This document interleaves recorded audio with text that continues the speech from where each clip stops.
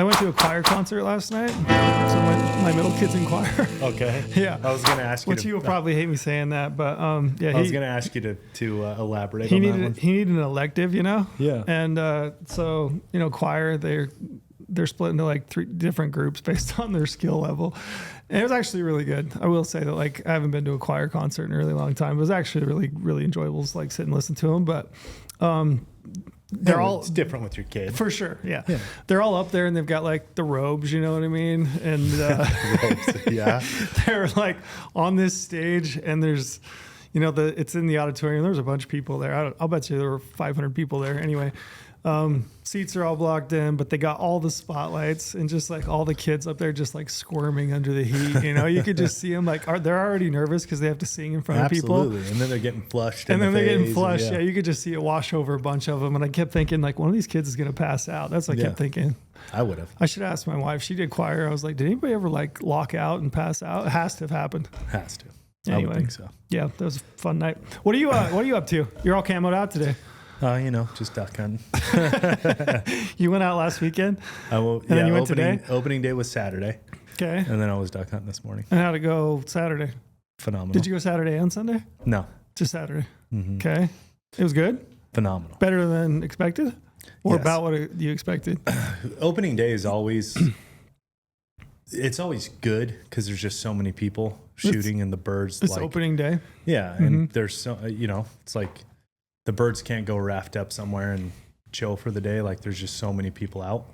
So, you know, there's always birds in the air, but we were 6-man by like 8:30 in the morning, maybe even earlier. You were limited out. Yeah. Like so early. So it was really good. It was on fire. It's a lot of shooting. It was a lot of shooting. Did you miss any? So yeah, of course. Is it coming back then? Yeah. This morning too. Like, so on opening day on Saturday, like I've been out of shooting a shotgun for a long time and it's just different. Mm-hmm. And we talked about this about like shooting animals walking with a bow. There's just something about, maybe it is because of all my years and all the birds I've shot, like all the duck hunting I've done. It's just the lead is so natural. Yep. That like my lead and all that was really good, but my target acquisition was so slow on Saturday. Like I noticed I was super rusty because, you know, the whole thing is you want to shoulder the gun and you want your BB to be like pretty close to where you want it to be. Like it kind of falls into that window of where the bird's going to be. And I kept having to like find my BB and try to like get it back and swing it in. But then I would lead them and shoot good. I had a couple that I shot like really bad, but that, I mean, it's been so long that happens. But today, today you're on it. It's like, it got me back in the saddle on Saturday, and today, ooh, buddy, that's awesome. I had a couple shots this morning that were just like, ooh, yeah, and that in itself is fun, right? Like to make a good shot. Yeah, that was fun. I think that time that Brady and I went to Kansas and we shot snow geese and Canada's, is that right? Yeah.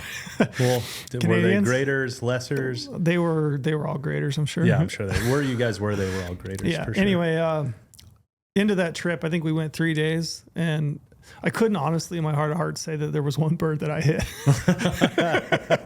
It's different. Oh yeah, it's you're fluid and like that you don't pick a spot. Like it's just so fluid, and you're trying to match your barrel swing speed with the speed of the bird moving. It's like it's so fluid. You can't just shoot a spot. I remember there was one time there was like a lone bird coming in, and we were all tucked away in the blind and everything. And I don't remember who it was. They were like, Brady, this one's you, bud. This is you. Get ready. And I was like, thank God. They did not they chose Brady. Yeah. I was like, thank God. Because there's no chance I would have hit that one. And then I'd have never lived it down. But yeah, it was fun. It was different skill. But way super fun. Different.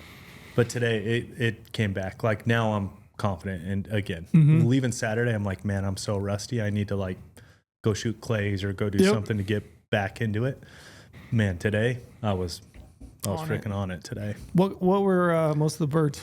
So it's early. It's super early season right now. I'm actually like pretty surprised. It's especially today. I'm surprised today we shot our limits, but right now it's primarily green-winged teal. We're down in the desert. They're always kind of the first to show up. Widgeon, pintail. Gotcha. Did you killed some banded birds? I heard. Yeah. That's pretty cool. Yeah, we shot 2 bands on opener. Do you got a tether that you're going to pile them up on? Yeah. Do you have so one from like back when you used to do it? that one got stolen. Oh, which is really? Kind of a, yeah. No way. Yeah, Out of your got truck or what? Lost in the shuffle back in the day. I had one that Somebody was like grabbed that? pretty loaded up. They have Yeah. all your calls and everything on it? Everything. And they just grabbed it? Yeah. Dang. Guns, decoys. No way. Yeah. Back in the old days. That was a pretty good, that one, I was working on that one for a while all through my college years and a couple years out of college. But yeah, starting a new one. Got the first band on it. That's awesome. Yeah, we shot 2 bands, which was really cool. A banded hen redhead and then a banded hen mallard or hen pintail. Gotcha. No mallards. No Yeah. mallards. Not yet. When do they start rolling through? I mean, so weather dependent. Really? I would guess like mid-November, Gotcha. Thanksgiving, somewhere in there. But it's so weather dependent. Yeah. It's been cool down here. It's cool today. It was cold this Rainy, morning. windy. That's why we hunted this morning. Yeah, as I was driving down today, I was looking at the news. Don't come at me for I read the news on the way down. It's a long straight drive. Anyway, record year in Salt Lake for the month of October for those weather stations. Most recorded like moisture rainfall in 150 years that they've been recording. They say it's a wild winter Which this is year. crazy. Yeah. Yeah, I hope it doesn't get too wild. I know, me too. Yeah. I don't want everything frozen. What time did you get up this morning? 2:45. No way. Yeah. I'm just rolling. I'm rolling on adrenaline What time now. are you going to go to bed tonight? I mean, 8? shit, my oldest kid doesn't go to bed before 10 p.m. So Oh, man. That's I brutal. got hockey tonight. You gotta Got have all kinds of stuff. Homework. You got to have a different level of dedication to be a bird hunter. I will say, I am slightly nervous because the last time I bird hunted, I got to 265 and not the right kind of 265. Yeah, because you're hitting gas stations. And you're just so sleep deprived. You're chasing birds everywhere. You know, when they show up, they show up. And if it's 2 days in a row, if it's 5 days in a row, if it's 1 day in a row, you know, whatever it is, and then you're like back on the road, it's a lot. Birds travel. Yeah, you're not getting out of bed at 2:45 and making yourself a good breakfast or anything like that. You're grabbing Bro, I hit the gas station. Donuts at a gas station. No, I didn't do the donut No today. donuts? I might come to that later on in the season. I recommend the raspberry fritter at Maverick. I'm on, what am I, Saturday, Sunday, Monday? I'm 4 days into the season, and I'm already hitting the Jimmy Dean reheat sandwiches at the gas station as I got this morning. It's... Love that. I'm a little nervous. That's a vibe, though. I'm a little nervous. What are you hunting out of? You blind? Today we were just tucked in the reeds on marsh stools. Just took your stool? Yeah, and everything? Saturday we were out of a boat. Today we were just on marsh stools. How's the duck wagon working out? So sick. It's nice. So sick. How's Camo doing? He's young, so I'm like, he's young though. I don't want to ruin him, and he's everything's good. Like right now, retrieving and like all the drill work and everything is fun to him, and I don't want to introduce it as work yet. Did he retrieve any? No, I haven't taken him out Gotcha. yet. Okay, didn't get Yep. I don't want him to slow roll. Not like it. It's like a kid. You know what I mean? I actually compare it to my kids all the time. I don't want them to not like it. So I want to pick and choose when he goes. And I want it to be really calm, really nice, a lot of birds, like no stress. I want it to just be fun. Yep. And right now, early season's just, there's a lot of work involved in early season birds. Did you have some dogs with you? Yeah. Labs are good dogs? Yellow lab. Yeah, those are fun to watch work, man. So good. It's made me, this is a new decision. Now you want a lab? No, I want to send Camo to get trained. Yeah, gotcha. Because I've been doing it myself, which 2 kids, business, sports at night, homework. I'm trying my best. I'm like barely keeping my head above water. It's actually, when I think about it, it's almost amazing how good Camo is just with that. But man, watching this bird work or this dog work rather on Saturday and today, like I told John, the guy I'm hunting with, I'm like, you got to send me the dog trainer. I'm sending Camo. I can't do it. Yeah, when you haven't owned a dog in a while, like shit, I don't know. My dog's a complete asshole. I don't know how to train a dog. Man, her name's Ruby, and she is so good. She's so impressive. Right on. I'm like, if I get half that, like I would be happy. Yeah. Beyond happy. So I'm gonna send him off for I think I'm gonna send him next week, and then he'll come back like mid-January for the last 2 weeks of waterfowl, which will be perfect. Yep. Because right now he's 10 months old. That's like on the very young side to make a dog work. Gotcha. It's on the real young side. That's cool, man. You sound enthusiastic. Oh, It seems like you're having a good time. Oh, I'm beyond enthusiastic. Which I think you needed at this stage in the fall. Man, I feel like I need that in my life too. Especially after this big game season. Yep. Like the way the stars align, I don't know. But I wanted birds back in my life in such a bad way. And then I finally made a decision that it was going to be this year. And all the shit that happened with big game. And then it started out good. Season started out good. I'm off to a roaring start on waterfowl. You're crushing. That's awesome. So. Well, man, thanks for the update. I was curious. I promise we won't do updates on. Sure, not a lot of these big game guys care too much. We won't do Lorenzo's bird expedition every single week, but I am. It's going to be a common theme, though, and I'm sincerely interested. And I genuinely mean this. Big game hunters, you're already above the game on what it's going to take to get into waterfowl. Extend your season. It goes clear till the middle of January. It gives you something to do, reason to be out scouting, finding birds, using strategies. So many things are similar to big game. It's wild. Yeah. And it's like, why not? You've almost convinced me. Why not? You actually live in not a bad spot. Yeah. I know guys that do it. Yeah. Your cousin does it. All the time. Yeah, they're out and about. I see them from time to time. It's so fun, and I'm telling you, if you just have the slightest bit of big game skill, it translates one for one. My kid would love it. I know that. Other than the shooting, like the only thing that I can't tell you that translates is the shooting. The shooting is wildly different, like wildly different. I'd have to get into some skeet. Yeah. I'd have to get a shotgun. that would help too. You're out there with a rifle. I can't steal my 12-year-old shotgun all the time. But man, he's the only one in my house that owns a shotgun as of right now. Just steal his. Just steal it. Yeah, he'd be upset. I'm telling you, he probably wants to use it. The scouting, the tactics, the decoy strategies, the weather, and how you're hunting the weather, like it all goes hand in hand. That's cool. Right on. We're 12 minutes in. We're going to hit promo, and then we'll dive into the meat and potatoes. So, promo, and I guess I should know Brady's out again this week. It's just you and I.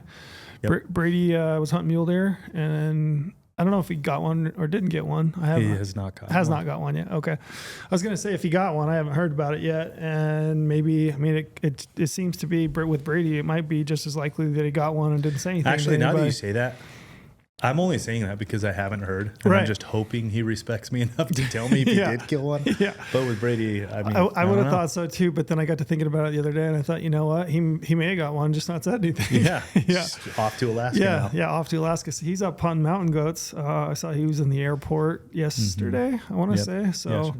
I think I looked at the calendar. I think he's gone through most of the month. Might be the rest of the month.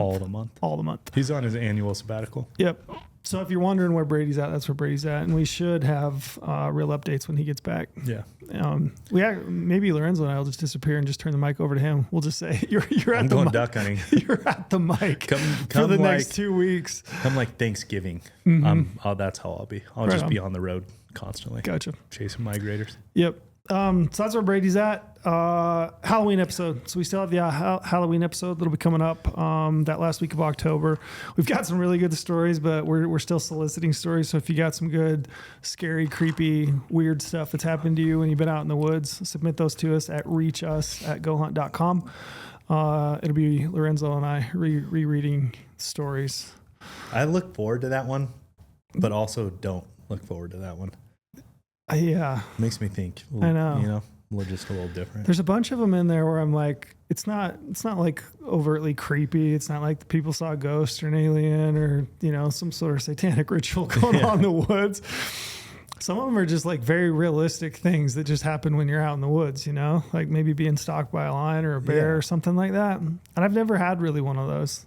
It puts it in your head. But at least that's what it did to me last year. Yeah, it puts it into perspective. It's like, this might be an actual thing that could happen or has happened. And I just haven't known it. But there's some of those. There's some weird ones.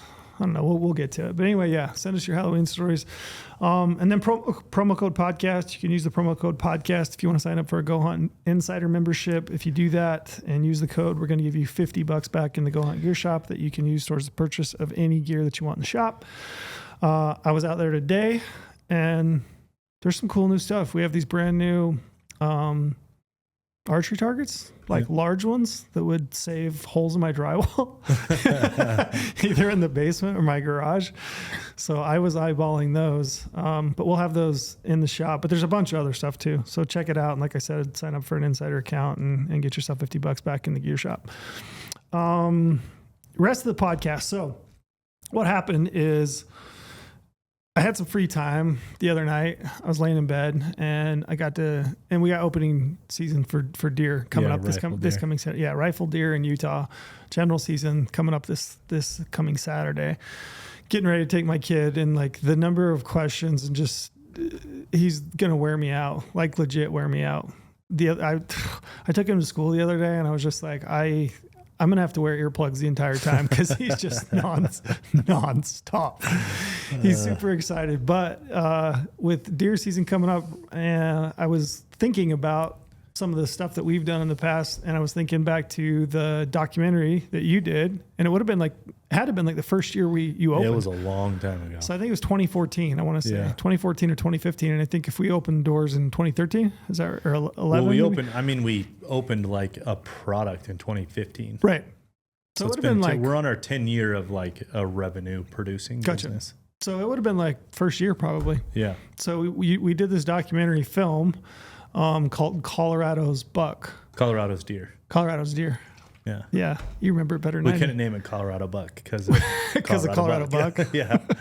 It would have been better if you'd have called it Colorado Buck and then you'd have dressed up like Colorado Buck. Back in those days, we were nervous about you could pull it off with the beard. You just need the blonde hair. Yeah. I could grow it out and dye it. But yeah, Colorado's Deer, which was a really good documentary on Brett Ross, who killed this giant buck in Colorado. And I thought, man, I haven't watched that in a really long time, probably since like the first couple of years that it came out. So I went back and watched it. And then that kind of led me down a rabbit hole. I was sitting at my desk and I was just like thinking about Boone and Crockett Club and, you know, where that came from. And I was looking at some information on Boone and Crockett Club and kind of the history of it. And then I jumped on another article, a couple different articles, one from Outdoor Life in 2020 and then one from Field and Stream, which was 2024. But it was basically biggest mule deer bucks. So I think it went through like maybe 10 or 15 biggest typicals and biggest non-typicals. And most of them had like a little bit of a paragraph or a story, some details about it. And then I just went down a rabbit hole and started like Googling it and researching and reading everything I could find about it. And since mule deer season's coming up, rifle hunt, I thought it'd be fun to just cover kind of some stories and details of like the top 5 typical Boone and Crockett deer ever harvested, and then the top 5 non-typical Boone and Crockett bucks ever harvested. So mule deer bucks. So I thought we would run through those and just include some of the stories. Some of them don't have like these real illustrious stories.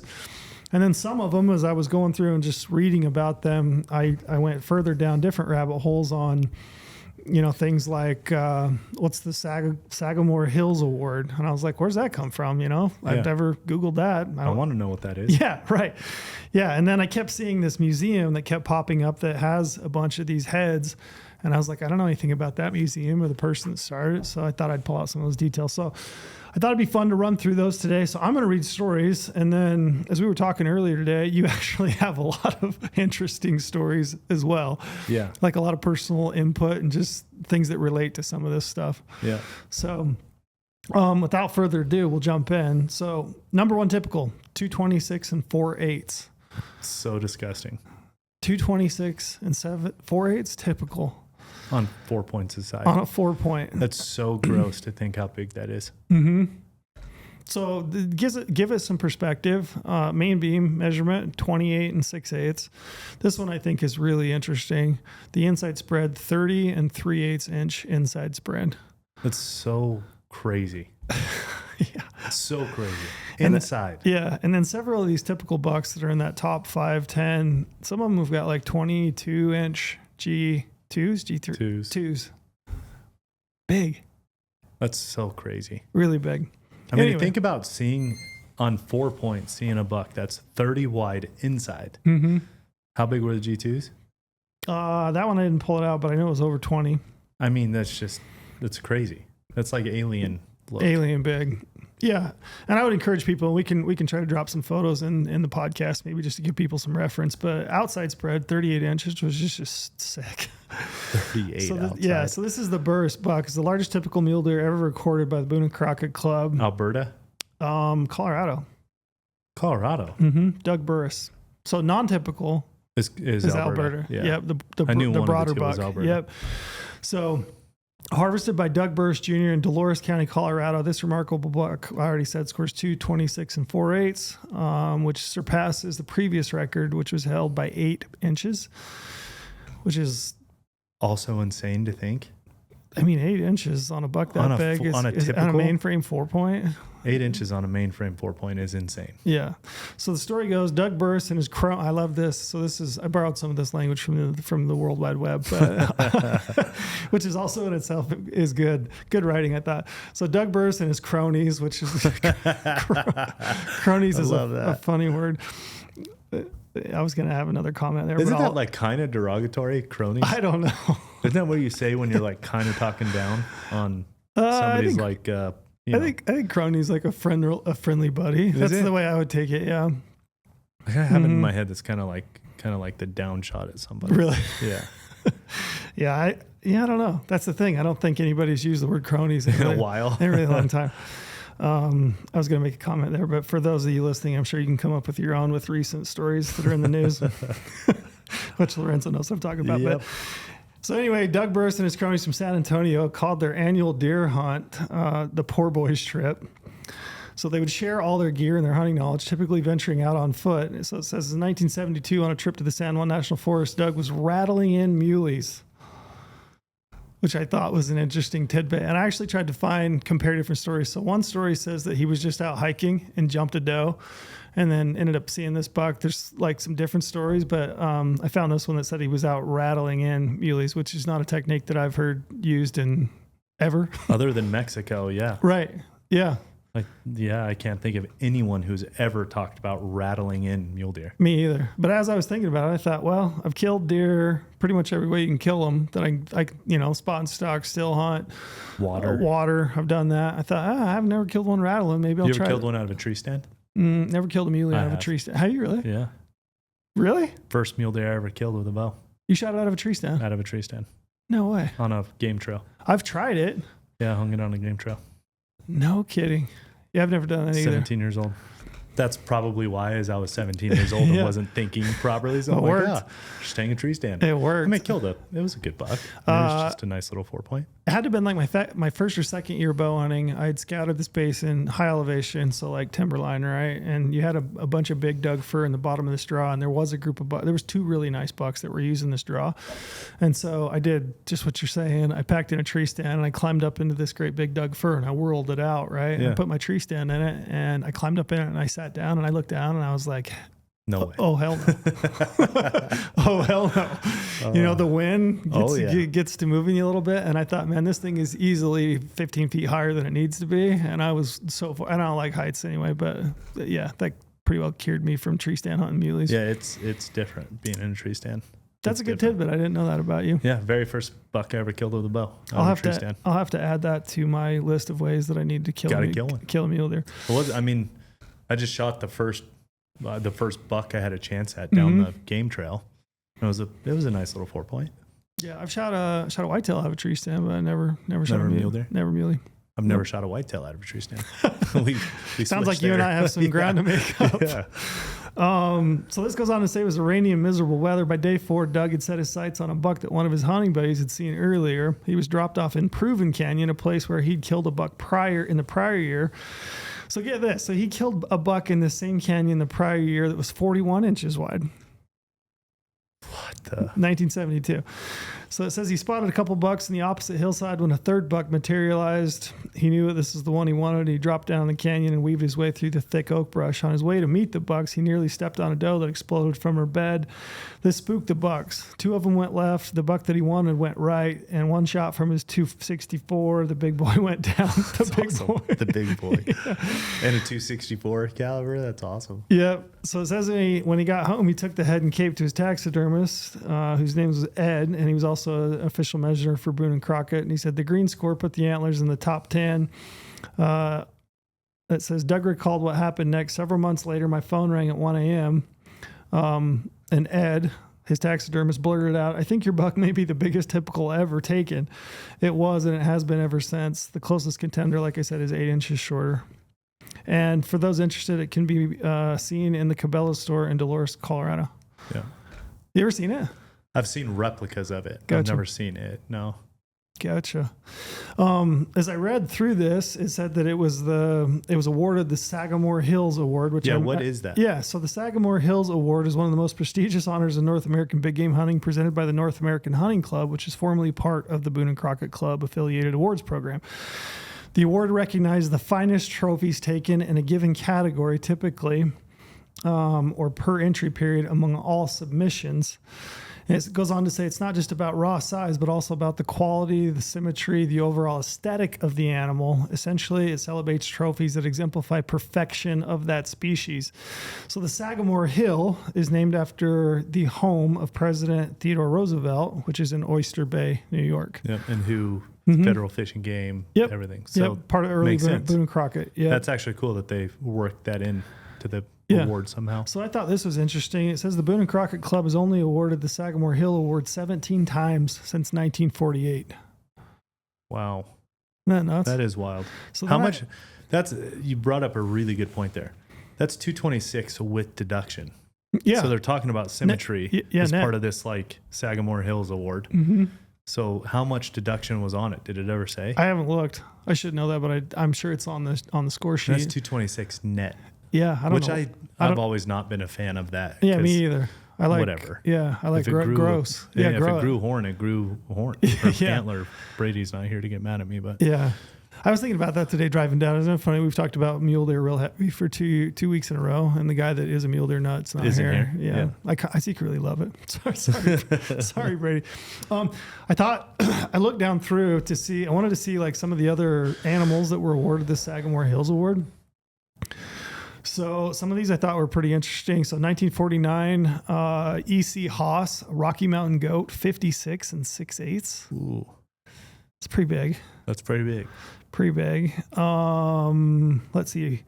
Here's one I thought you'd like. 1957, Frank Cook, a Dall sheep, 185 and 6/8. That's so insane. That's a book Rocky, let alone a book Dall. And there was another one in 1961, a Dall sheep, 189 and 6/8, taken by Harry L. Swank Jr. I need to see pictures of those. 189-inch Dall. Isn't that nuts? 185 is book Rocky, right? Yeah. So those would both make it as the biggest species of sheep. And they're the smallest species of sheep. Right. That's wild. Yeah, and another one that's a real shocker, 1963, Norman Blank, a stone sheep, 190 and 6/8. I mean, I would have never guessed that. Yeah, I know. That's why I pulled these out. Because when I looked down through there, I was like, what? I mean, they're not the smallest species of sheep overall. Like, they're not a Weemsey down in Baja. Yeah, but they're of the 4 North American, like the famous slam, like everyone's after the 4 North American sheep. Yeah, they're the smallest of the group. Or, not those ones, obviously, but typically those are the smaller ones you're going to kill. Yeah, they, sorry, my wife's messaged me. She thinks she's got it's about my kid's gun, by the way. Oh, nice. She's like an emergency. Some of these other ones I thought were pretty interesting. One of them I wanted to pull out. So you're an antelope guy, pronghorn guy, 1986, Michael J. Ohako Jr., a 93 and 4/8 inch pronghorn. Wow. That's a big pronghorn. 93, pretty big one. But yeah. Mike Gallo's got the record for the Gallo Wines guy. Mm-hmm. You know that name? I know the name. He's got like some big wine thing. Gotcha. It's Gallo wine, I guess, is pretty big. I'm not a wine drinker, but like if you ask Porter and them, it's a pretty big thing. Porter's that, Yeah, Porter's a wine. The hoity-toity kind of wine guy. Yeah. But he has the world record for pronghorn. Wow. I think it's like 96 or 98. No something way. Like that. Yeah. Man, that's ginormous. A lot of these animals are just like, it's freakishly big. It's hard to even fathom, right? Like think about an 80-inch pronghorn.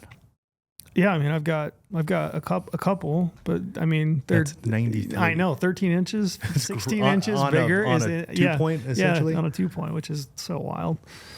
Yeah, so that was really cool. It was a fun little trip into this this whole thing. So I'd encourage people do a little Google, and if you want to look at the rest, it's pretty neat.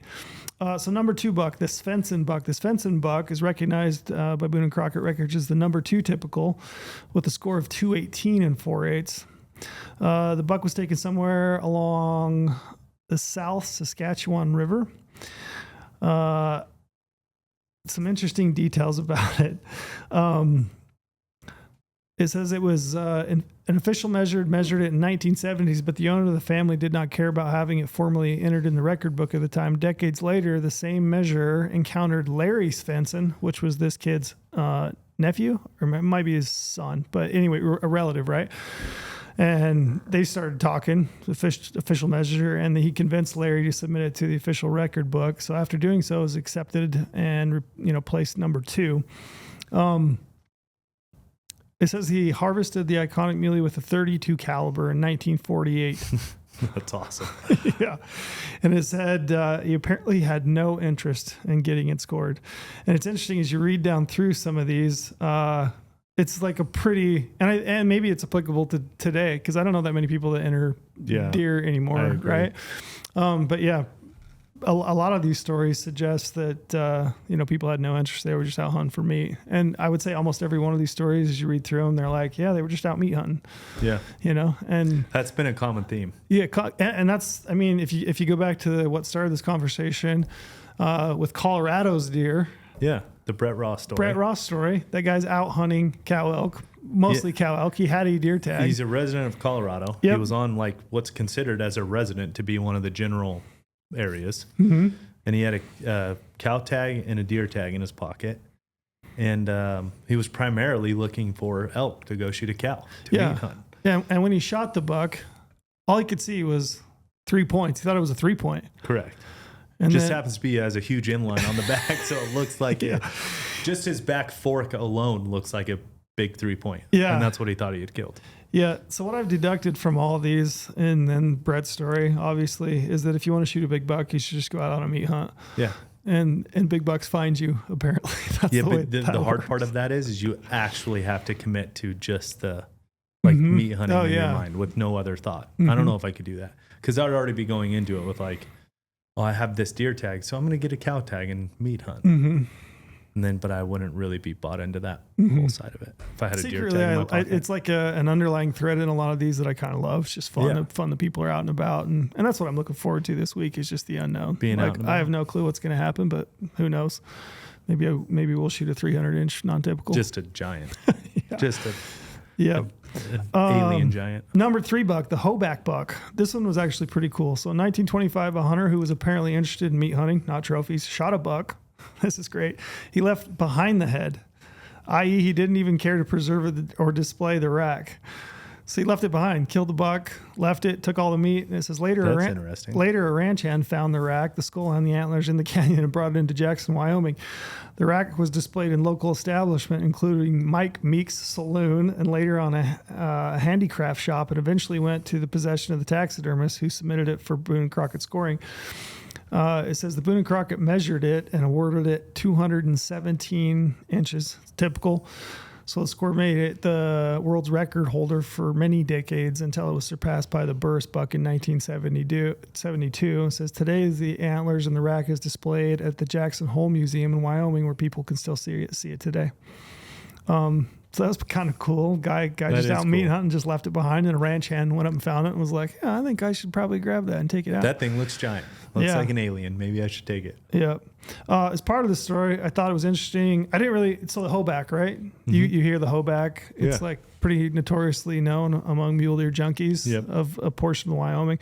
I did a little research just to see what I could find out about the Hoback. So it says the Hoback refers to the Hoback River, Hoback Canyon, surrounding areas in western Wyoming, south of Jackson Hole. Geographically, it's part of the Jackson Hole Valley region. And it talks a little bit about the region, and the description of the landscape just sounds like mule deer heaven. So it says the area is rugged, mountainous, full of sagebrush flats, forested ridges, and high elevation mule deer country, which sounds like where you would kill a buck that big. Amazing, right? Yeah, sounds incredible. The Hoback River, Canyon Valley are named after John Hoback, which, did you know that? I did not know that. Okay. He's a mountain man, fur trapper from the early 19th century. John Hoback from 1762 to 1831 was part of the Astor expedition, the Pacific Fur Company fur trading network working primarily in the American West. His name became attached to the river and the canyon because he traveled, trapped, and explored the region so extensively. I feel like that would be one of like the majorly big honors back in those days. Yeah. You know what I mean? Because there's not like massive business being done back then, so you can't be like leave the world as some world-changing CEO or something. Have I told you about the canyon I hunted in Wyoming? I drew an elk tag. So I saw it on the map, and it's called War House. Okay. And I was like, War House? That's weird. Yeah. You know? And then right away, I'm like, oh, maybe it's misspelled. It's supposed to be Warhorse. Yeah. I could be like Warhorse Canyon, right? So then I got to talking. I don't know if it was my brother or somebody said, oh, it's actually whorehouse. And a bunch of the canyons that are, and correct me if I'm misstating this, somebody reach out and tell me otherwise. But I was told that and if you look at the map, a bunch of the canyons are named after females' names, different names. Really? Yeah. So the different canyons were named after some of the working, women that worked at the whorehouse. So maybe it's not as big of an honor as I thought that you can get topography named after you. That just sparked that memory for me.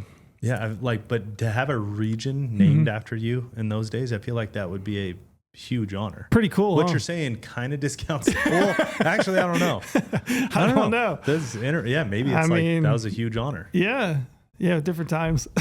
Think about it. If there was like Kreitzer Canyon or something. Yeah. Just because you were like I got the spot. I know the one I call like you were the guy. Right now, I have a canyon. I'd love to call it Kreitzer Canyon. Yeah. Kreitzer would be rough. You see that on the map, you'd be like, I don't know what the hell that is. I can't pronounce it. I can't even read it. I don't know what the hell that is. But yeah, that was a cool story. So number 4 typical, Steve Stainer. This is a picked up buck. Yeah. Do you know this buck? I do know this buck. You can see it. Mm-hmm. So the mule deer buck was discovered in 1994. Yeah. Near Coconino National Forest in Arizona. This remarkable find holds the distinction of being the largest typical mule deer ever recorded in Arizona, boasting an impressive score of 216 and 2/8. In the fall of 1996, Steve Stainer was scouting the Rimrock area of Coconino County when he noticed what appeared to be a white rag in the sagebrush. Upon closer inspection, he discovered it was the bleached skull and antlers of a massive mule deer rack.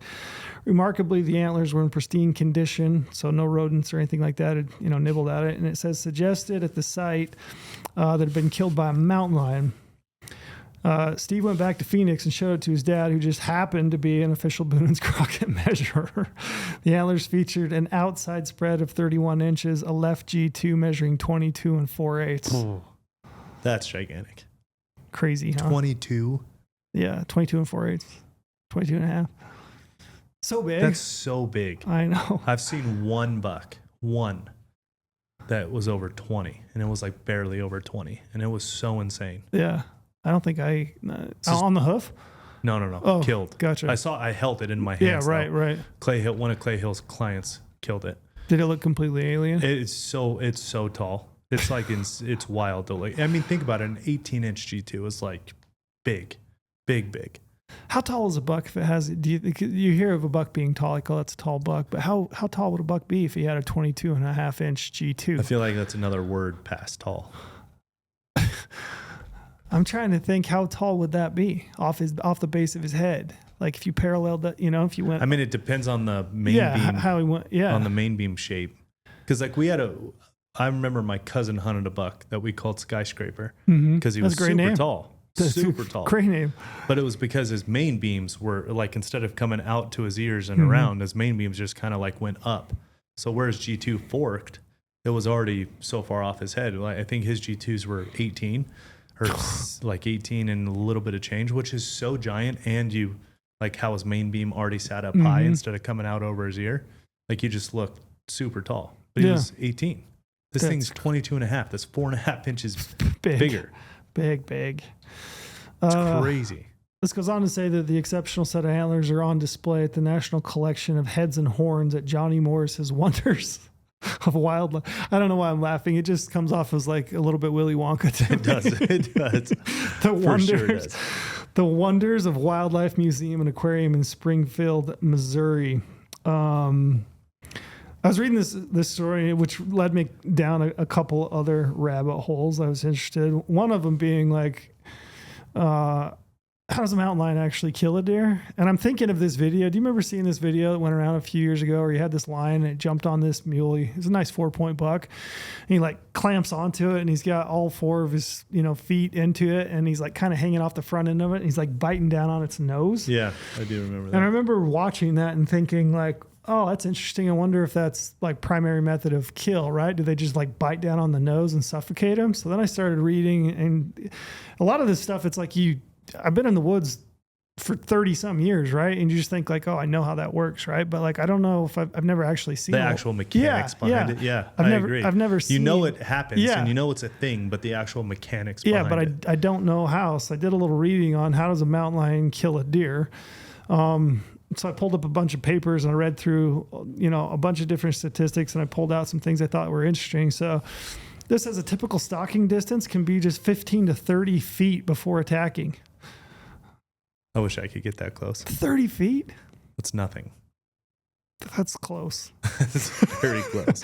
Which makes me wonder how many lions have been within 30 feet of me and I didn't even know they were there. Yeah, I don't like to think about that part of it. Yeah. It says when the lion closes, it launches an explosive sprint to catch the deer. Mountain lions can reach a max speed of 40 to 50 miles per hour, but only for short distance. So I could barely outrun one. Just barely. Usually less than 100 meters. I've only killed one lion. I've told this story before, but hands down in my life, the most athletic thing I've ever seen in any animal, anything, doesn't matter. This lion, I shot it and it peeled off and it came down this tree, which was a big leaning dead Doug fir, right?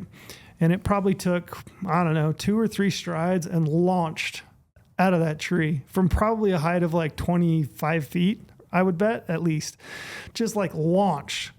Landed on the ground on a downhill slope and took off and then ended up dying and, passed. But it landed like nothing? Dude, it landed like no big deal. But I remember watching that thing come out of the tree and just being like, holy shit. I can't believe. I mean, it was probably 160 pound lion. I mean, big Tom.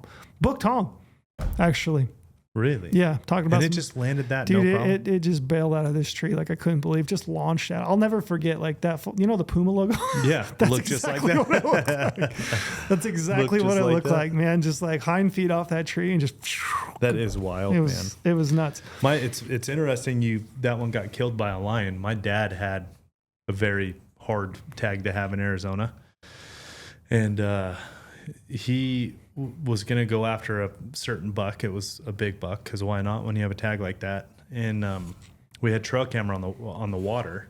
And I remember the guy he was going with sent him the trail camera of the buck. Mm-hmm. And it was in a fight with a lion in the water trough. Like it had jumped into the water trough to try to get away from the lion. Like they were kind of scuffled. And it had got his face pretty ripped up, like in the video. But the lion had ended up shifting down like below its neck. Mm-hmm. So it had its front and hinds kind of like in the front shoulders of the deer. Yep. And it just started biting onto his throat. And it ended up suffocating that. The buck died. So needless to say, my dad didn't hunt it, but it was wild. I need to find that video. That's what I told you earlier today. Was it a trail camera video? Trail camera video. Gotcha. Video. Man, that's insane. So there's like, it'll video for a minute and a half or whatever it was. And then it kind of goes dark for a little bit. And then next thing you know, he's in the water and the lion had shifted like below the deer to where now he's biting like underneath his throat. And he ended up killing that buck. That's so crazy. It's on video, and it's the one my dad wanted to kill. They only kill the sick and the young. You know that. Oh, of course. It's like where I used to hunt in Mexico. Yeah. 2 days before I got there, a lion killed the biggest typical on the entire ranch in his prime, like absolute prime. But he was young or sick, obviously, right? So crazy. Yeah, opportunistic. I'm sure they'll take whatever they can get. Whatever. Remember when I brought that head home? Yeah, I do. I was going down to hopefully hunt him. That was a big deer. Yeah. Isn't it mounted somewhere? Yeah, it's mounted out there. I brought the showroom, right? I brought the horns back, Yeah, mounted in the showroom. But 2 days before I got there, he went missing. And I was down there for 6 days. Couldn't find him on the 5th day because it started to stink so bad. Yeah. We found it, and it was him. Man, what are the chances that in all that country that your dad, that one buck. Yeah. That's crazy. He's mounted out there. I can show everyone and talk about how upset I was. Yeah, so I was reading further. It says the lion bites the throat or the base of the skull, severing the spinal cord or crushing the windpipe. Just That's like what that's what the one did on the trail cam. He crushed his windpipe. Yeah. So it says this can break the neck vertebrae, causing instant paralysis. Once killed, the lion drags the carcass in a secluded area to feed. They cover it with dirt, leaves, branches, hide it from scavengers. So I've definitely found lion kills, that are kind of That's buried. how ours was buried, the one in Mexico. Yep. I saw something the other day on Facebook. It was a deer. It's like dragged up in a tree, and somebody was like, "What would do this?" And you go down through it, and everybody was like, "Lion, lion, lion, lion." And I was like, mountain lions never drug a deer up a tree. Like leopards will. Yeah. I was like, where was this? I want to say it was in Arizona. Probably was a leopard. I wonder if it was a jaguar. Or a panther, or whatever the jaguar. That's what I meant. I wondered. Couldn't find the words. Pretty weird, huh? They have that pack of jaguars that go through there. They have. Yeah, I've seen them documented. Yeah, like every couple of years, they're documented on going through Arizona. Right. That had to have been that, right? I can't think anything else. I'm like, I've never heard of a lion. Yeah, I was like, a lion won't do that. I know a mountain lion will bury it, right? Like a cache. Like everything I've ever seen like a grizzly would. As I was reading this, the one thing that really jumped out to me, it says it can crush the vertebrae and cause instant paralysis. And I was like, that guy on Instagram that says, "What? No way." Yeah. That guy. That was my reaction to this. I was like, "What? No way." But so that led me. I'm like, how much bite pressure? So I thought this was kind of interesting. Bite force of a mountain lion is between 600 and 700 pounds per square inch. And then I went back and compared that. So a gray wolf, 400 to 500. That's pretty good. Sounds pretty good. Domestic dog, 250 to 450, depending on the dog. So that's like big dog. They're probably big. measuring. Yeah, 450 would be a big old what? I mean, pit bull or pit bull, something? probably a pit bull. Yeah, which is still Mastiff, still some crazy. kind of mastiff breed. Mm-hmm. What do you think one of the larger ones is? Of what? Bite pressure. Like out in nature? Yeah. Land animal? Yeah. Grizzly? Yeah. 1,000 to 1,200. Ooh. It says. Can you imagine one of those clamping down on you? So double a lion? Yeah. I used to think it'd be, and I'm sure it is, it's terrifying to be mauled by a grizzly, but you hope that he just bites you out, right? Yeah, just done. 1,200 pounds of bite pressure, you're probably just done. I wonder, like, humans are so soft too. You know what I mean? Yeah. Like, if you got a yeah. hold of your arm, that it's got to, at 1,200 pounds, it's got to just go straight through. Yeah, bone and everything. Hot knife through butter. Yeah. The other thing I was looking at was how many deer do lions kill per year? And this is interesting. I don't know how true it is, but it says males, larger territories, typically territories between 150 and 400 square miles, will kill 15 to 20 deer per year on average. Seems pretty light. Seems pretty light, but that's what science tells us. So yeah, I don't know. Science also, though, has been said that they only kill to feed. Yeah, and I know. I mean, they've been documented multiple times sport killing. Yeah, they'll do surplus killing. Yes. Yeah. They talk about lions getting into pens with alpacas or something like that, kill them all, just to go keep the skills fresh. For whatever reason, Mm-hmm. like that's my take on it is. Right, Mm-hmm. you're only as good as how many times you do something. Yeah, they said females 10 to 15 deer per year on average. This is actually a statistic I thought was interesting. So it says mountain lions succeed in only 15 to 30% of hunting attempts, and I was thinking 15 to 30%. That's actually quite high. Damn good, if that's true. I mean, I was national average of bow hunting success is 8%, right? Yeah, I mean, if you like an over-the-counter elk tag, most of them are single digits. Yeah, that's that's probably anywhere between 1% and 10%, I would say. But it's sub 8. Mm-hmm. Over-the-counter elk, that's sub 8. Yeah, that's sure. not on. It says 15% of attempts. I mean, it's just so that's double the national average of archery. To me, that's pretty mind-boggling. That's crazy, and I guess. Maybe it makes more sense if you are a lion, you're out there day in, day out, and your whole living is dependent on you being successful and killing a deer. But you probably 3 out of 10 attempts? It's pretty crazy. That's like extremely high, I feel like. Yeah, me too. When I read it, I was like, oh shit. That was like and they say only 15 to 30? Only, yeah. Yeah, that was one of those stats that when I read it, it jumped out at me. I was like, oh man, no way. That's heavy. Isn't it pretty, if you look across like our product, I feel like, this is anecdotal because I've never pulled these numbers. I just want to get your feel for it. But even across like the rifle hunts, I feel like it's maybe 50 to 60 is kind of like the I would higher think bar that I see pretty high. Yeah. for harvest success. Yeah, if So I see like a rifle hunt with 50% success, Yeah, it's I'm like, oh, that's a good. That's good. That's a rifle. Yeah. Humans like putting together plans and spot and stock and the whole deal. Lions are 30%. That's wild. Prolific. Yeah, they're really good at it. Yeah, and I don't want to get bit by one, as it turns out. Clamp down on me. I feel like we learned that today. What's your go-to if you get attacked by a lion? What's your move? Man, I don't even want to think about it. I don't know. Eyeballs? Eyeballs. Scream like a little girl? I don't know. Eyeballs is probably a good bet. Yeah, eyeballs and nose, right? Just like everyone always, the whole shark thing. Like I've always been terrified of sharks. So everyone's like, go for the eyes. So it's always just been something in my head. Me too. That's the go-to. If I ever get attacked by a lion, go to the eyes. I mean, that's if you can. But just lay there like a dead fish. Yeah. Number 5 typical buck, the Ray Talbot buck, was harvested in 1961 by Ray Talbot, then sheriff of Franklin County, Idaho.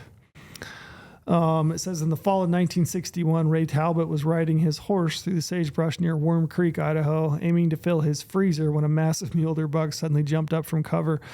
Talbot dismounted, took a single shot from his pre-64 model 70 Winchester 243. Love that. That's what I killed my first deer with. 243. Really? Oh yeah. I told you that on the podcast the other day. I forgot. 243 is kind of a sick. It's kind that of was my first first thing I killed with 243. I don't hear anybody hunting with a 243 anymore. The Winchester 243. Me and this guy would get along. Yeah. You know what else I'm realizing as you go through this though? These guys are all very good shots. You know, it seems like they're all just. Well, it makes me wonder how many bucks did they miss along the way? Along the way, right? Yeah, because all these guys are like just one single shot, put the big boy down. Yeah, that's probably just good storytelling. Yeah. It says the head was placed in a barn and largely forgotten until Glenn Page, a conservation officer and Boone and Crockett measurer, took notice. The Ray Talbot buck scores an impressive 215 and 5/8. It says the antlers featured an outside spread of 31 inches and left G 2 tines, matted again 22 and 4/8. Seems like if you want a book, you know, like a high placing book, you got to have like a 22 inch G2. That's what it sounded like. That's what I'm looking for. It says this remarkable buck has been displayed at a variety of prestigious locations, including Idaho's Fish and Game Office in Boise, Boone and Crockett headquarters in Cody, Wyoming, and again, this is the Museum of Natural History in Washington, D.C. Today, it resides in the National Collection of Heads of Horns, which is part of this remarkable buck. Let's see. So it's part of this Johnny Morris's Wonders of Wildlife Museum and Aquarium in Springfield, Massachusetts.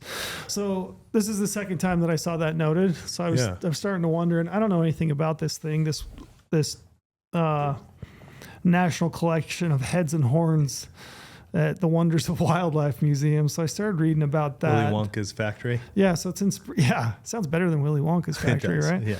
So it's in Springfield, Missouri. It opened on September 22nd, 2017. So not all that long ago. No, not that long ago at all. Square footage I thought was impressive, spanning 350,000 square feet. Wow. It stands as one of the world's largest wildlife attractions. Johnny Morris. Do you know who Johnny Morris is? Yeah, Bass Pro Shops. Huge hunter. How did you know that off the top of your head? I mentioned it earlier, and you're like, oh, yeah. John, I don't know. I should know that. I just didn't. I've known him of his name. I don't know him, but his son is also a huge hunter. I just always remembered the old school Bass Pro Shops where it was always Johnny Morris's Bass Pro Shops, like the commercials always had his name involved. Yeah, I don't know. Yeah. Here's an interesting detail. It says he spearheaded a campaign that secured funding through a combination of private donations and public support, including a portion of the city's hotel tax. Really? It says, despite the initial public backlash over the use of public funds, Morris refunded the local public money and proceeded with private financing to complete the project. Yeah, I feel like he could refund that. Yeah. Just with what he's done in his life. He's got it? Yeah. Like in his back pocket or something? Yeah. You know something interesting? What? Supposedly, I don't think there's any like proven fact to this, but supposedly, and it does make a little bit of sense. Like all those Bass Pro Shops and all that stuff, they have aquariums, they have heads. Yep. And then they also have, like, when you walk in, you go through that, like... Chills does too. Wonder if they have The this. Shields? I think yeah, Maybe. they got big aquariums. Maybe then. But when you walk through Bass Pro, you go through like the foot traffic counter, you know, like when you're walking onto, like when you're walking into Disneyland or whatever, Yeah. like it counts the amount of people going through. Supposedly, all of their retail locations are museum based, which would give them very favorable treatment. I tax could see that. There's no like, Yeah, because they are like museums. I would say the last time. I mean, they are. So supposedly, like they're licensed or whatever that permitted or licensed as. yeah, those museums, Cabela's with the big, even though they're retail the spaces. big mountain, you know. Yeah. Yeah. It's kind of a fun fact. They have like a Super Cub or something flying Yeah. over it. It's always been an interesting thing to me, is because Yeah, I nobody didn't- really knows. I didn't know that. That's interesting. This National Collection of Heads and Horns, I thought has a historic exhibit that showcases remarkable achievements of North American big game species. It was originally established in 1906 by the Boone and Crockett Club, and it was originally intended to memorialize big game species whose populations were declining. It says the collection grew nearly to 700 species by 1910, was housed in a dedicated building at the Bronx Zoo. The Bronx Zoo? Yep. Open to the public. Yeah, so it says the exhibit was officially dedicated in memory of the vanishing big game of the world, highlighting the urgent need for conservation. At the time, many species were facing severe population decline. Yeah, which kind of falls in line with the whole, hunting is conservation, Yeah, right? And for sure. You've got these things which maybe to people might not make sense. You have animals on a wall that are dead and it's stuffed. It almost seems like you're putting them up on a wall to be like, yeah, look what I did, But For sure. which people can take it as such, but it just goes back to show you that when you add value to an animal, to a species, and it's Absolutely. regulated through conservation efforts, like Yeah. we have. Well, that's the tremendous whole results. thing with Boone and Crockett in the first place, right? Mm-hmm. Like it was never supposed to be a real trophy No. where now everyone chases it. It was supposed to be Fair chase, ethical hunting, conservation. and it was the conservation side of it was supposed to be like genetically what are these animals capable of, and that's why they would collect the data on the size of these animals. It was never supposed to be like this trophy, Right. like trophy meaning like what you can put on your desk and show off to people. It was always meant to be on the conservation side of understanding what species we're capable of. And I still think it is. I just think it gets a little bastardized by Taking a left turn a little bit. Ego. Yeah. We men get involved and we're like, hey, look what I did. Look what I did. Right? Yeah. Mine's bigger. Yeah, but I still think it's still based in conservation and record keeping, which I appreciate. Me too. Just to know what's capable. It's like humans. We like a museum. Well, yeah, true. But humans, we height and weight. Everyone has that documented. Yep. And it's just to understand like what is capable of humans. Yeah. You know? Yeah. I need to visit this place, I think. I know, it sounds really cool. And it's in Missouri, so we could duck hunt. We could whitetail hunt too. All duck hunt. We Where I'm at in my mind right now. Yeah. Before I jump into non-typicals, there was one other buck with an interesting story, and I don't know the details of this story I loved, so I wanted to include it. So this is the number 13 buck, the Urban H. Rainer buck at 212 and an eighth, and I think this was cited from Outdoor Life. I want to say.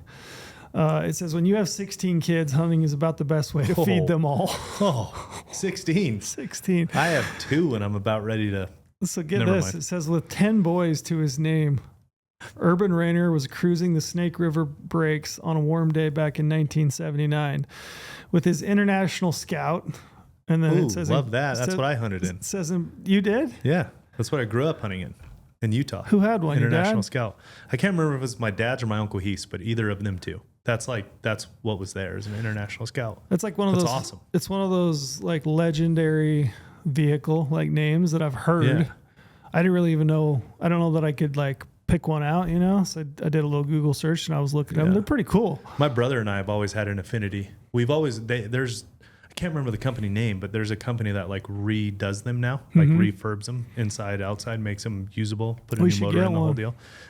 Blake and I, my brother, like we've talked about it, just because that's where we started. You know what I mean? like with the family. My dad, actually, now that I think about it, my dad, I talked about this on the last podcast too. He grew up hunting the Paunsaugunt when it was an open, like an open unit. So he would grow up with his uncle and a couple other family members from California. There is a picture of a giant deer on the hood of an International Scout. And it's one of my favorite pictures of my dad because he was like mid-college age and he's got the sickest mustache, long flowy hair. He's wearing like the cowboy style felt orange hat. Is it like a 70s mustache? Oh yeah. Like straight 70s, you know. Cutting a wide swath. Oh yeah. Like straight just 70s greaser guy. It's awesome.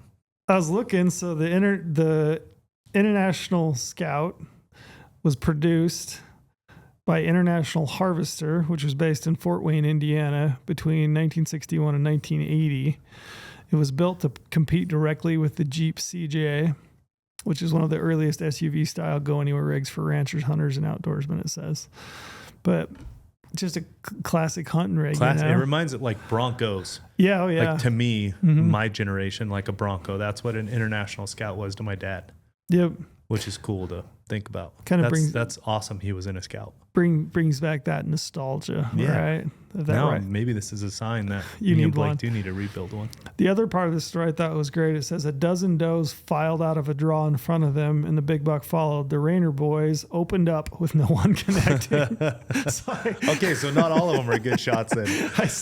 All of them and not one connection. I secretly really loved the thought, just the visual, 10 boys, the visual of 10 boys piling out of this International Scout, and they said that there was a CJ3 Jeep following, so they had this whole group of people. You have 11 people potentially in two vehicles, small vehicles, right? Yeah, oh yeah. And just this group of does filing out, and just 10 boys filing jumping out of this. They're little Hanyok boys too. They're not. And just unloading. Oh yeah. With no one connected. You imagine 10 boys growing up in a household, like they obviously are a certain kind of boy, and all 10 just jumping out. It's like a little militia. Yeah. The visual of that just had me cracking up. But it says with one shot from his 30-06, Urban severed the buck's spine at 175 yards.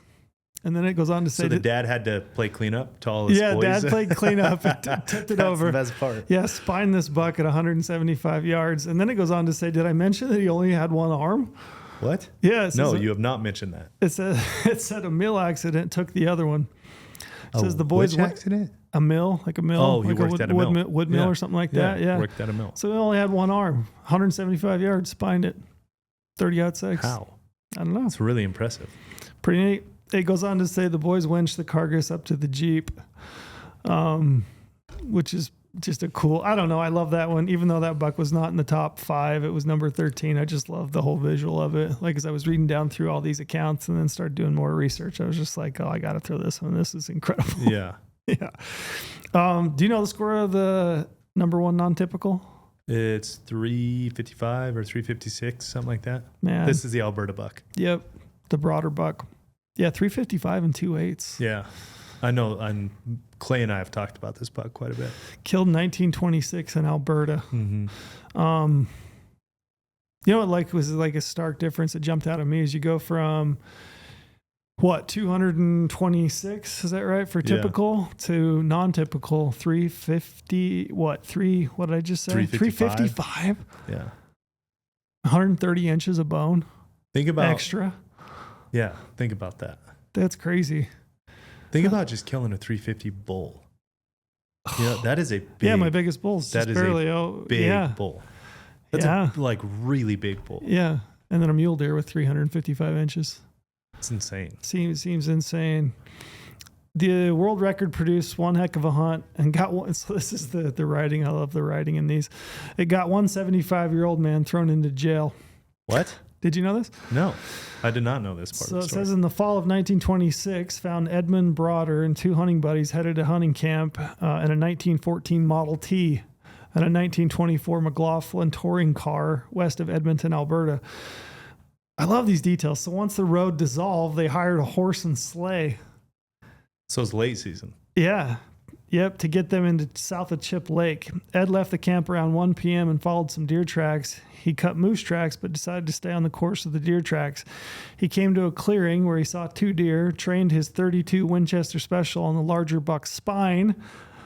So this was like a thing Is this back like a then? common thing back then? Like they went for the spine? Maybe. I don't know, but It's I did. a very small target comparative to the Yeah, actual lungs. vitals. Yeah. But I did read that in some of these accounts, it does specifically call out he aimed at the buck's spine, which is maybe Such a small target. I mean, they do. What do you have? 2-3 inches there? 2.5, 3, and they do drop in their tracks if you hit it. I mean, they for sure drop. Yep. But yeah, that was interesting, I thought. So the bigger of the 2 bucks is what you said. He put 2 deer, trained his .32 Winchester Special on the larger deer's spine. I wonder how big the other I one know. was. Wouldn't you want to know? Go back in It was time. like a little 2-point. Yeah, I can't be. It can't be. Quote, what a rack that one's got. He wrote in a letter recounting the hunt. Awesome. Which is such a cool detail. This says when Ed died in 1968, he left no will. But he had numerous children left to his name. It said who would get the Model T, the chaps a saddle, but who got the monster buck? He said the buck stayed on the wall of the family home until 1973 when Don Broder, one of Ed's son, took it to a sportsman show and then mounted it in his own home. In 1997, the other siblings filed lawsuit wanting the head returned. Oh, no. Don refused to reveal its no. whereabouts, and he spent 6 days in jail for contempt of court. Appearing back in court, Don admitted to selling the head to a collector on eBay Oh, no. for $170,000. It says, in the end, the earnings were split between the siblings. Don's portion went to pay for his contempt of court fine. Oh, no. $170K, which is still a lot of money, but That's a shitload of money, but like I know. family. error. I mean, you hear about families being torn up over business. Yeah. And that shit all the time, but a deer I that didn't your know- dad killed? I didn't know that about that part of the story. But I didn't know that either. Pretty interesting. So he went to prison or jail. went I to should jail say, for not a prison. minute. Just for a hot minute. His entire portion had to go to his It didn't contempt say of the court entire. fine. It says his portion went. I don't know if that's the all of it, or just a portion of it. I mean, it's tough to say. I mean, I don't know how many people they split it between, but $170,000 split. It says he had a number of children, so I don't know exactly how many, but pretty crazy, man. huh? So the one just stole it then. Yeah, and sold it on eBay. Which I thought- eBay, yeah. That's what it says. In what year? 1997. It says. Man, eBay was fresh back then. Yeah, that's what it says. Wasn't That's what it eBay said. like 95? Oh, wait. So it says this in 1997, the siblings filed suit wanting the head returned. It doesn't say the year that he sold it on eBay. So I don't know exactly when that would have been. eBay wouldn't have been till later, I'm sure. But if 1995, yeah. Yeah. Pretty nuts though, huh? On good old eBay. 1995 eBay. When's That's the why la- when you said 97, I'm Yeah. like, man, that eBay was super fresh. When's the last time you were on eBay? Actually, it's funny you say that. Last Christmas. Oh, really? Yeah, do you want to know why? Yeah. Or should I just You leave know- it at that? And everybody can wonder what the hell I was doing on eBay. It depends on how scandalous we're It's actually very non-scandalous. So my kid loves Cars, the movie. Loves Yeah, it. oh yeah. Mhm. And they made Ka-chow.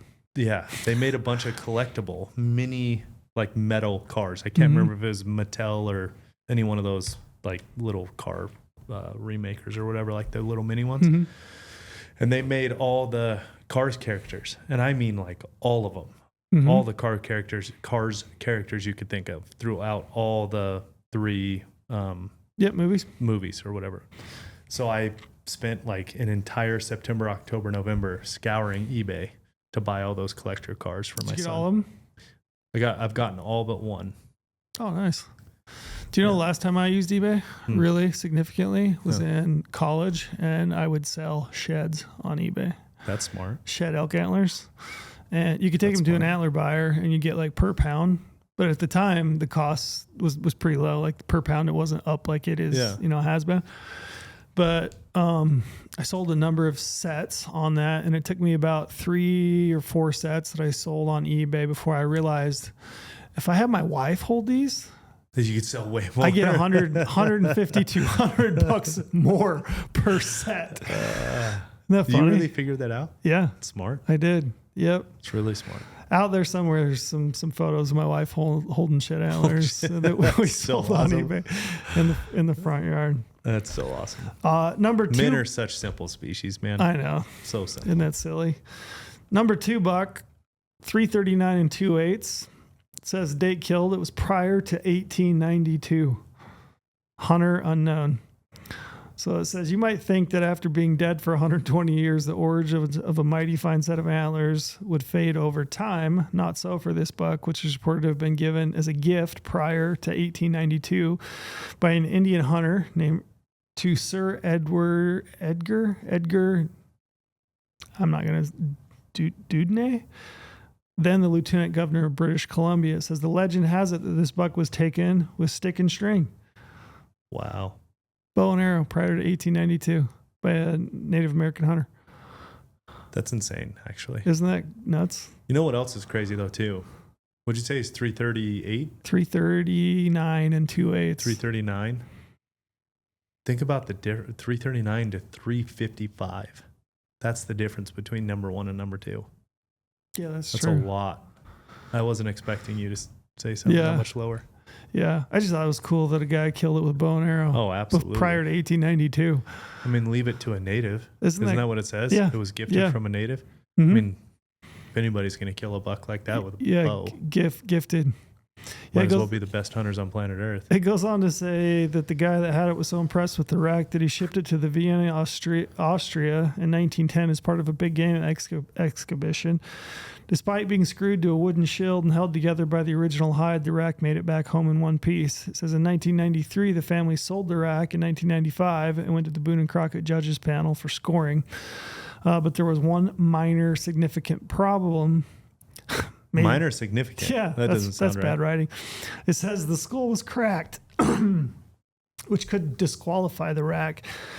It says the judges took x-rays and determined that the rack was in good enough shape to quantify.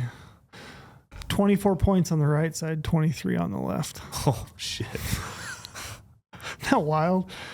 I would encourage people. What did you kill? Yeah, I killed a 6x5. Yeah, I killed it. Man, I killed a giant. It's a 7x9. What'd you kill? 24 by 23. Insane. It's insane. I would encourage people, if you're listening to this, go look at some of these, man. It's just so fun to look at them. There's one picture that I remember.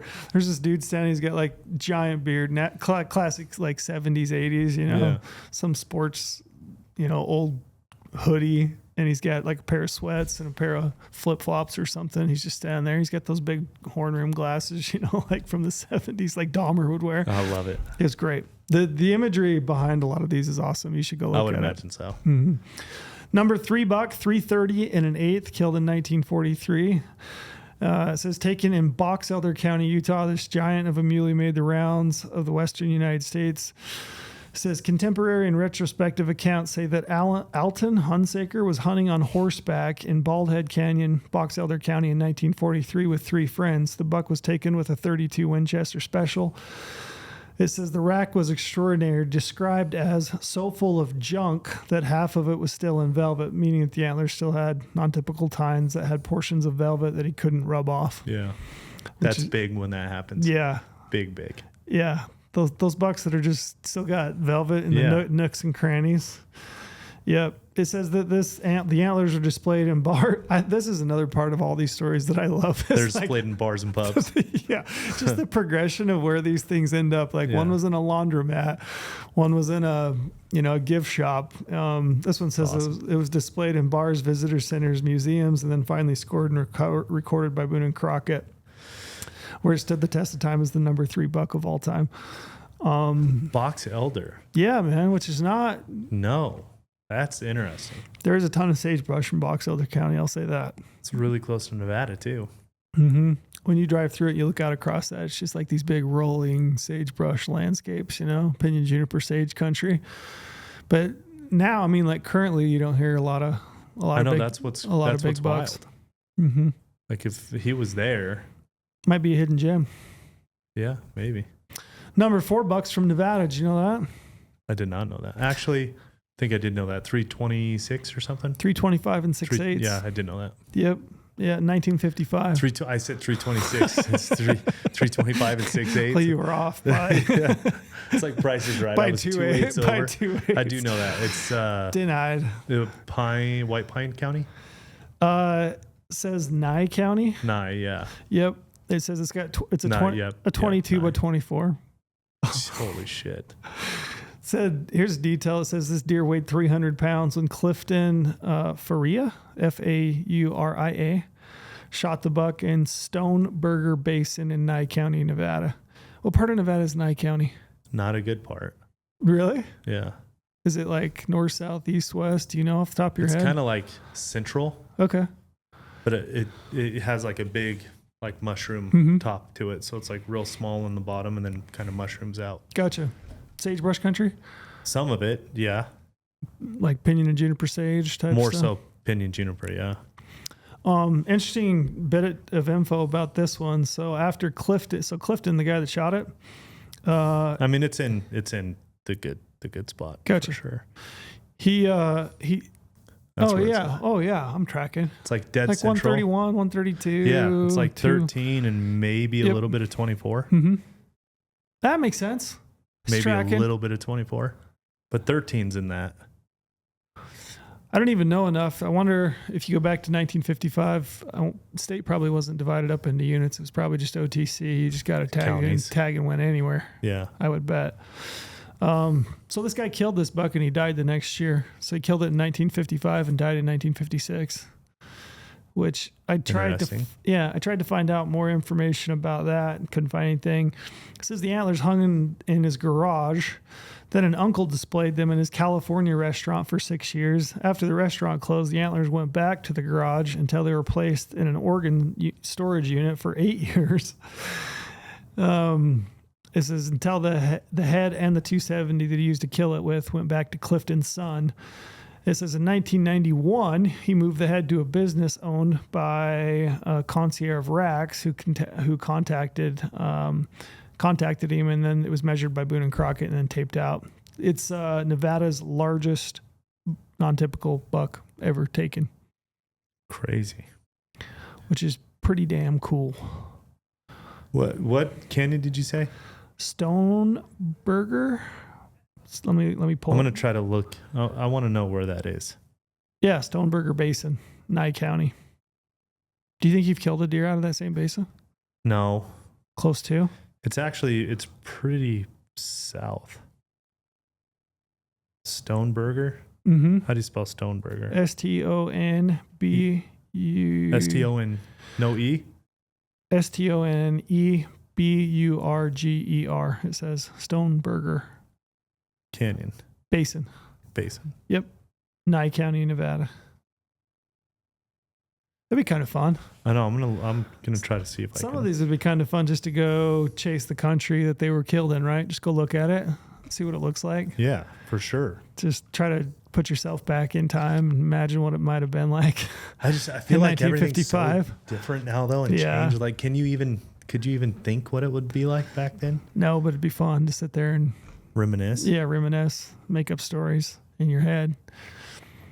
Number 5 buck, 324 and an eighth, killed in 1943 in Arizona. This is the William L. Murphy buck, taken on November 14th, which is also my birthday. Hey, there we go. which is a fun little tidbit. It says it was taken in Arizona's North Kaibab Plateau. Stands as the state's largest non-typical mule deer ever recorded. This extraordinary buck was not officially recognized until 3 decades later when Murphy's son-in-law, William L. Kareem, submitted it to the Boone and Crockett Club for scoring. We kind of know the Kaibab. It's pretty notorious, I guess you would say, as being a big buck producing area. And I think probably at some point we've mentioned the Kaibab experiment. Do you know what the Kaibab experiment they call it? I'll bet you do. But you do? What were you going to say? This is coming back right now. It's saying units 261 through 268. Okay. So 26. Gotcha. Which that's not what I would have guessed. Yeah, but it was 1955. That's true. It's a very good point. That's why I say, can you even reminisce and think what it would be like back then? Times have changed. It would be so fun. Do you ever have that game you play where it's like, if you had a time machine, and people play this game, like what would you like to go back and see, Yeah. And I think I've heard Joe Rogan say, I want to go back and see the ancient pyramids and how they were constructed. Yeah. And, all these different things, and all that stuff's really cool. But man, I would really enjoy going back to like 1940, And hunting. and just, seeing what it was like, or like this Kaibab experiment. So, Kaibab experiment says initial deer numbers around 1906, wildlife officials estimated was only roughly 4,000 to 5,000 mule deer on the plateau. It says at the time, predators, mountain lions, wolves, bobcats, coyotes were considered vermin. Federal and state wildlife agencies decided that they were going to do aggressive predator management and killed nearly all predators to improve deer populations. Hunting was heavily restricted in the early years, also to allow deer populations to increase. So in 1906, 4,000 to 5,000 deer. By 1919, 50,000 deer. And then 1924, they have an estimate, although they vary, of 100,000 deer on the Kaibab Plateau in 1924. I'd like to see that. So I would like to go back and see that. That would be pretty neat. That'd be really hard for me. Like, if you had one chance to go back, like it shows you how much of a degenerate hunter I am. Because I would love to go back and see like the Roman Empire or the pyramids or just go see it. So you have like some factual data as to how the pyramids were built or how Rome got as big as it was or all this stuff. Right. Or I could go back. 1924, 100,000 deer on the Kaibab would be sounds pretty like, I don't know how it could pass that up. You know what I mean? Like I would really be looking at it like, okay, Egyptians, and I would be the only person to know how they truly and actually built the pyramids. Or I could go try to kill a giant on the Kaibab with 100,000 deer. You might find yourself though at the pyramids wishing you were on the Kaibab in 1924. Be like, oh, I wonder what that looks like. True. I don't know. That'd be a tough one. That's how much of a degenerate we are when it comes to forest rangers reported that there were quote unquote deer everywhere. Yeah, I'm going to Kaibab. 1926. What did you say? 26? 24. 1924. Yeah, I'm going. It says many people thought that the experiment was a huge success until the winter of 1924-25 when wiped them out. Yeah, severe starvation killed as many as 90% of the deer population. That's a hard winter. Yep. Yeah. Pretty wild. But it said accounts say that the forests were completely stripped of edible vegetation, trees, shrubs, totally overbrowsed, completely nuked. Wow. Deer everywhere. The quote is, there was deer everywhere. It would be fun to see. That would be fun. Current population, they said they estimated between 20 and 30,000 deer, which is still a pretty solid, fun, huntable population. And I've been chasing that damn tag for a number of years. So 5 times that amount, though. Yeah, I know. It's crazy. That's like a tag I have been chasing in Arizona. Yeah, I would. It keeps point creeping me. There was a time not that long ago. How many points you got? I want to say 13 maybe. I'm like 1 or 2 like that's right where I'm at. Where I need it keeps to be. Point creeping me too. Yeah, there were a few years ago I was like, oh, I'm going to drive the Kaibab this year, and then odds came out and it jumped me by a couple points. But yeah, I'm at 13 in Arizona. I figure at this stage in the game, I'm just going to wait it out, and eventually I'll catch it. So at some point. Mm-hmm. Yeah. And I can't wait to go out there and just hunt that country because it's legendary country. I mean, everybody talks about the Kaibab. It is absolutely legendary. Yep. Not to go back to the Nye County buck, but I did go back. Deep research. 161. That sounds actually pretty right. Okay. 16. Gotcha. I could see a giant deer coming out of 16 back in the day. Gotcha. The 26s didn't seem right to me. That's weird. Mm-hmm. Like, I know it's a long time ago, but you're like, the 26s, there's no way. That can't be. There's no way. What? No way. 161. That makes more sense. Mm-hmm. Do you think, and that's it, I mean, that's top 5 non-typicals, top 5 typicals. I don't know if people enjoyed listening to that, but I thoroughly enjoyed researching that. Like it was really fun. This was a fun project that I worked on over the weekend and then yesterday. So the thought of the 10 kids whiffing on does And then the good. dad gets out and just lays one out. There's so many nuggets in there. So the broader buck that, they take a Model T and then hire a guy with horses and a sleigh to pull them out. Awesome.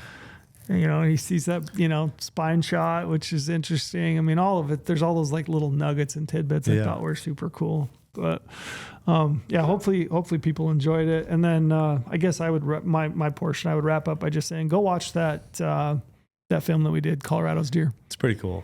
It's one of my favorites. I went back and watched it, and I remember thinking like I liked it when I saw it. I liked it even better. Yeah. Since I've seen it It's again. an awesome story. And Brett and his friends, such a cool dude. He's the best.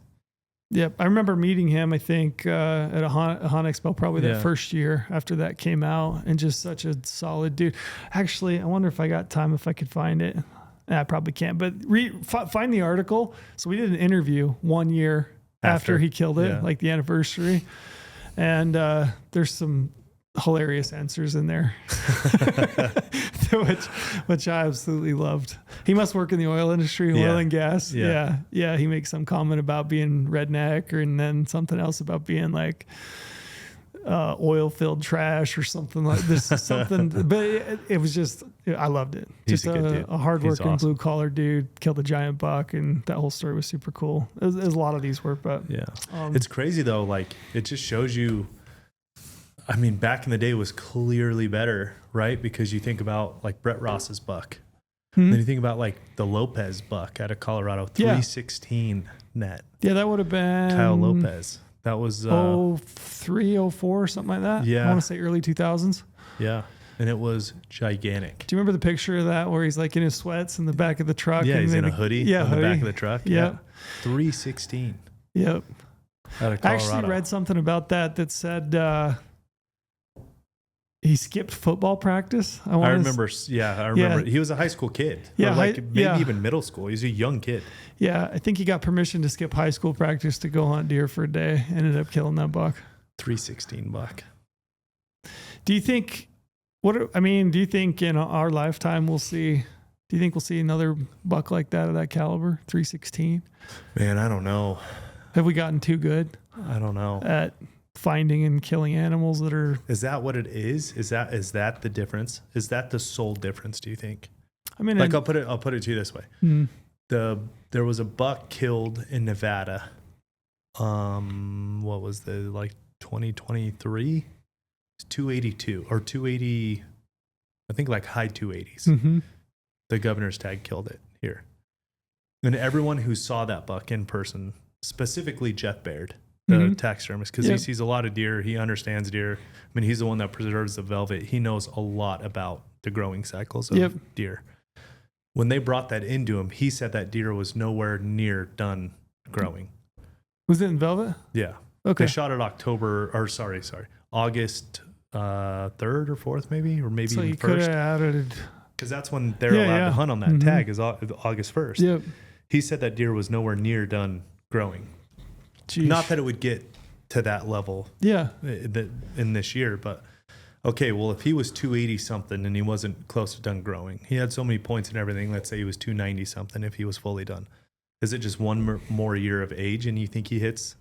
I don't know. 3 something? I don't know. It has to be it has to be such a perfect storm of age, health of the mother when it was born, genetics. There's so much into it. All of it. Feed. It has to have just the old, and then just being able to avoid predation, avoid hunters, avoid mountain lions. You go back and look at the years that the top fives were killed. There were a bunch in the 40s, so like 40s, 42 to like 50, and there's some that are like earlier, but that 40s and 50s felt like there were a number of them. Yeah. So what is it though? What's the difference? Like, what is the difference that it was okay? They could get to that size then, but not anymore now. Well, I would say most people were probably opportunistic at that time, and there were more deer. Obviously, we were kind of less hunters. We were in that boom cycle of mule deer across the West. There were just more of them. That's also when the population was like pretty down too, because baby boomers were being born in. You mean human population? Yeah. So like the population of hunters was lower. Deer population was higher. Can you imagine the bucks that were probably just kicking around? Like just the Well, back in those days too, if it wasn't over 30, they like my dad talks about when he was a teenager hunting with his Uncle Bill. Mm-hmm. Like the only thing they ever cared about, because I would ask him stories Mm-hmm. about the Ponsagon. I've only been able to hunt it once, and it's like he got to hunt it every year just as an open unit, and that's where he would go with his family, with his Uncle Bill. That's where the hunting comes from in my bloodline is my dad hunting with his Uncle Bill on the Ponsagon. Mm-hmm. It was just an open tag. They were looking for 30 entry. And I would ask him all the time. With like, twins out. Yeah, so whenever we bullshit at hunt camp or looking at a deer or whatever, I always ask him, and he's like, I wish I knew now, like back then, because I feel like I saw so many big deer now that I know what makes a big deer and not just width. Yeah. Because all that mattered was 4 inches outside the ears on both sides. That's all that mattered. Yeah. It'd be fun, man. If there's a time machine ever invented, I would love to go back and see what the 40s and 50s, 60s were like for mule deer hunting. Where would you go? Kaibab? Oh man, I'd jump in my International Scout and I would just start driving around. I would roll so hard. I don't know if I'm mad enough to survive back then. Those guys were hardy people. Like hardy. Yeah, I mean the guy that shot it with one arm with his 10 boys, 16 kids total. Pretty wild. Hardy people. Yeah, for different. Sure. That was a different breed, different time. Now cool. Look at us. We get cold sitting inside. Yeah, thank God that he turned the AC on. Huh? I know. We get hot sitting inside, I should say. Omar. Yeah. Well, good, man. Thanks for humoring me. That was fun. I learned a lot. Fun. That was an enjoyable. Actually, I learned a lot too. Yeah. I knew a little bit about some of those bucks, but not like those deep stories. It's fun to do a little deep dive. It's cool that those bucks are famous though too. Oh, it's fun, man. The like allure they have of stories to them. I know, and I need to go. I need to go to the museum. Yeah, I would love to check that out.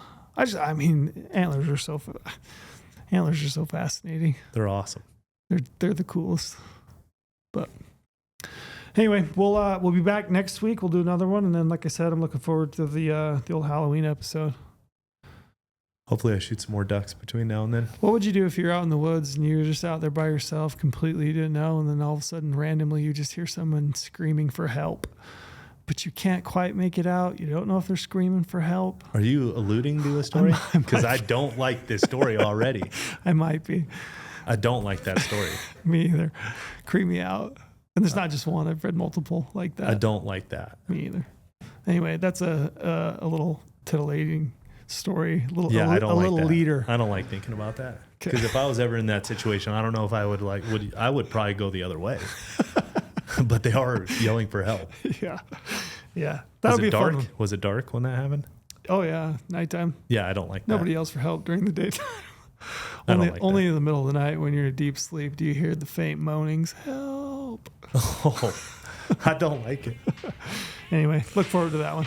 Great. All right. Let's see you.